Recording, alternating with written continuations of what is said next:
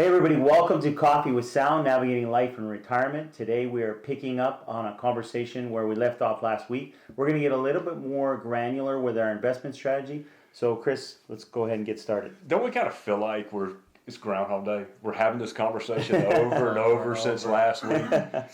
And you know, after a year of uncertainty, really a historic year of uncertainty, we're starting to get answers to questions. You know, we don't get to front run the markets. We don't get to guess at what's going to happen next.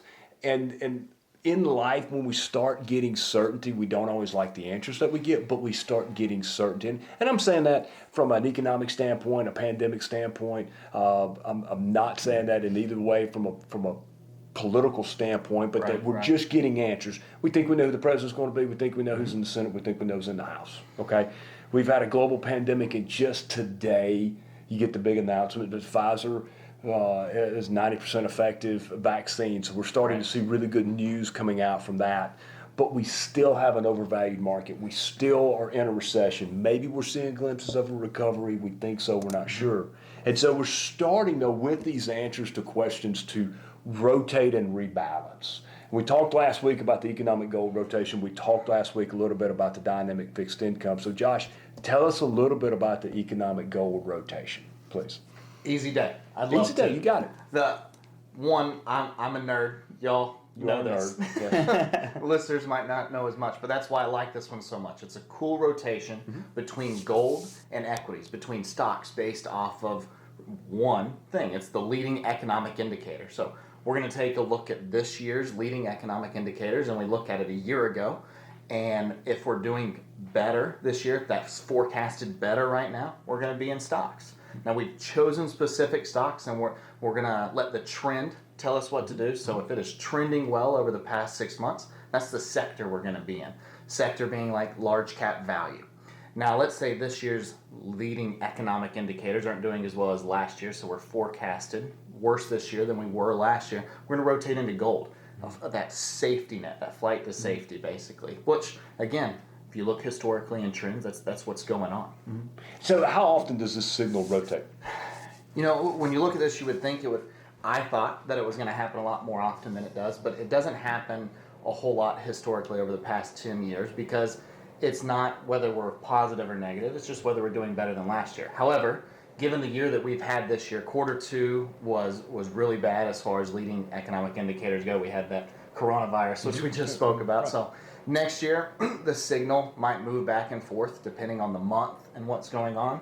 But right now we are in gold based off of those indicators. Sure. And so historically we don't get a lot of whiplash in the signal, but it tends to be a highly accurate signal because slow signals and trend following, they pick up on the trend and they stay with it. It's a long-term trend, not a short-term. Exactly. And so that is a signal that you'll see a lot in your accounts over time as they come along. It helps us diversify signals. But Dave, we're also looking at something in dynamic fixed income that runs a little bit on our older signal, but it's more heavy into the bond side. Explain that to us a little bit, please.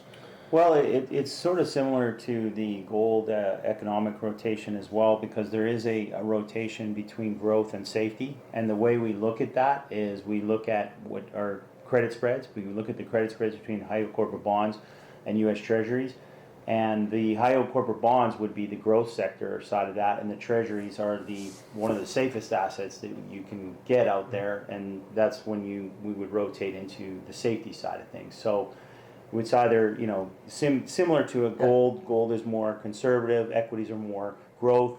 The same thing here, high yield corporate bonds are more growth, and then treasuries are more conservative. So we're looking to, have that option to be able to move in either direction depending on. Does it give us a definitive signal? Is that where we have a definitive signal, the definitive rule there, correct? Yeah. Okay. And that's the spread between those two. It's usually high yields and using treasuries. I'm getting tongue-tied as well. Now, the complexities there, we could go into treasuries, short-term, mid-term, long-term. It could go into cash, or it could go into investment grade. So it can get complex in there. Right. But you always look at some red, green light. What is that? You have to explain it this way. I had to let him go explain red light and green light. What is that? Well, red light is conservative as you can be in treasuries, and green light is going into the growth stage.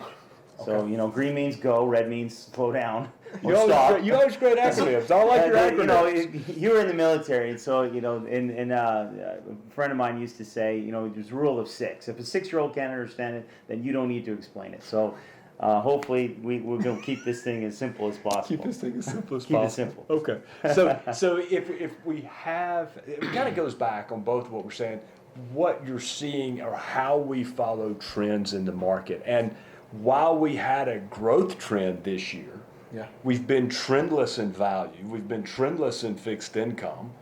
Been stable, had good flight to safety and good strength there, but had a period of sideways movement. And we're wondering, are we seeing a rotation from growth into these phases, being value or sometimes safety? We're not really sure which one. Or will we see a rotation out of a overvalued market and then a complete rotation into flight and safety? You know, we're early in these trends, but that's where we want to be, is early in the trends. But we can't be so early that we're guessing. I like what we're seeing right now. We've said that there would be a light at the end of the tunnel. There would be opportunities coming. And even today, are we seeing some of those opportunities, or do we need to be safe? But definitely, we have a definitive plan that will be taking place over this month. And we'll be able to explain, maybe in the coming weeks, the U.S. factor, U.S. international, U.S. factor and international factor, my turn to get tongue-tied, equity rotation, or our dynamic fixed income, dividend growth, or individual stocks lead, both of which is where we have the biblically responsible overlays on top of those. Yeah. And so more to come. We appreciate the trust that you put into us. It's been a hard year. It's been a hard year to make decisions. We appreciate the trust that you put into us. We don't take that for granted.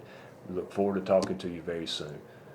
Wrap us up. You always have some other cool stuff. I'm always forgetting something here. Well, you got to like what we're doing on Yeah. on social media. I like what we're doing. Yeah, like what we're doing. Follow us, like us, And share it.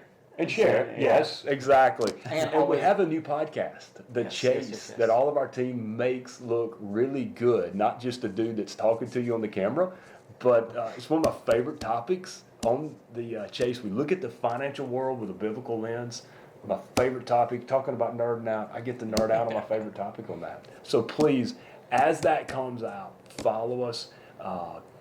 Go check out the podcast, all the different ways you like to podcast. Apple, Spotify. Yeah. Any way you listen to a podcast, it is there. Yeah. All right.